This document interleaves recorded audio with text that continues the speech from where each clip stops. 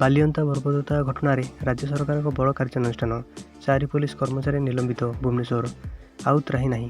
ବାଲିଅନ୍ତା ବର୍ବରତା ଘଟଣାରେ ରାଜ୍ୟ ସରକାରଙ୍କ ବଡ଼ କାର୍ଯ୍ୟାନୁଷ୍ଠାନ, 4 ପୋଲିସ କର୍ମଚାରୀ ନିଲମ୍ବିତ ହୋଇଛନ୍ତି। ଆଇଆଇସିଙ୍କୁ ମୁଖ୍ୟାଳୟକୁ ବଦଳି କରାଯିବା ସହ 4 ପୋଲିସ ସସ୍ପେଣ୍ଡ କରାଯାଇଛି। ଜଣେ ଏସ୍ଆଇ, ଜଣେ ଏଏସ୍ଆଇ, ଜଣେ ଓଏପିଏଫ୍କୁ ସସ୍ପେଣ୍ଡ କରାଯାଇଛି। ସେହିପରି ଜଣେ କନେଷ୍ଟବଳ ନିଲମ୍ବିତ ହୋଇଛନ୍ତି। 2 ହୋମଗାର୍ଡଙ୍କୁ କାର୍ଯ୍ୟରୁ ଅନ୍ତର କରାଯାଇଛି। ଜିଆର୍ପି କନେଷ୍ଟବଳ ସୌମ୍ୟରଞ୍ଜନ ହତ୍ୟା ମାମଲାରେ କ୍ରାଇମବ୍ରାଞ୍ଚର ତନାଘନା। ଘଟଣାସ୍ଥଳକୁ ଯାଇ ସରଜମିନ ତଦନ୍ତ ଆରମ୍ଭ କରିଛି କ୍ରାଇମବ୍ରାଞ୍ଚ ଟିମ୍। ଆଜି କ୍ରାଇମବ୍ରାଞ୍ଚର 2ଟି ଟିମ୍ ବାଲିଅନ୍ତା ଯାଇଛନ୍ତି। ଗୋଟିଏ ଟିମ୍ ବାଲିଅନ୍ତା ଥାନାକୁ ଯାଇ ତଦନ୍ତ କରୁଥିବା ବେଳେ ଅନ୍ୟ ଟିମ୍ କ୍ରାଇମ ସ୍ପଟରେ ଖୋଳତାଡ଼ କରୁଛି। ତଦନ୍ତରେ ସାଇଣ୍ଟିଫିକ୍ ଟିମ୍ ଓ ସାଇବର ଟିମ୍ ଓ ଗଡ୍ ସ୍କ୍ୱାଡ୍ ସାମିଲ ରହିଛି। ଅନ୍ୟପଟେ ମାମଲାରେ ସମ୍ପୃକ୍ତ ପୋଲିସ କର୍ମଚାରୀ ଓ ପୀଡ଼ିତମାନଙ୍କୁ ପଚରାଉଚରା ହେବ।